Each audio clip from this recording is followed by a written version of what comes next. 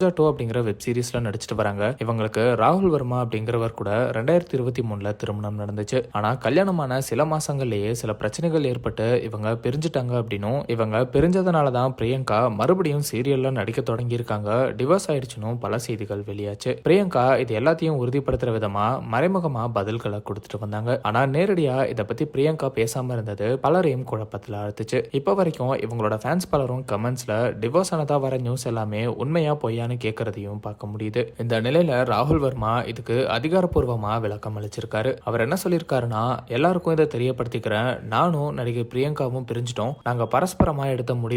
அவங்க என்னை விட்டு போயிட்டாங்க. 2024 ஆகஸ்ட் மாசம் அவங்க என்னோட வீட்டை விட்டு போயிட்டாங்க. அவங்க நல்லா பாதுகாப்பா இருப்பாங்கன்னு நம்புறேன். அவங்களுக்கு என்ன தேவையோ அதுல நல்லதே நடக்கட்டும்னு வாழ்த்துக்களை சொல்லிக்கிறேன். பிரியங்காவோட ஃபேன்ஸ் எந்த ஒரு தகவலுக்கும் என்ன தொடர்பு கொள்ளாதீங்க. நன்றி, எங்களுக்கு கொஞ்சம் நிம்மதியா இருக்க விடுங்க. எப்பயும் நாங்க பிரிஞ்சிட்டோம், இது தொடர்பா எதுவும் கேட்காதீங்க.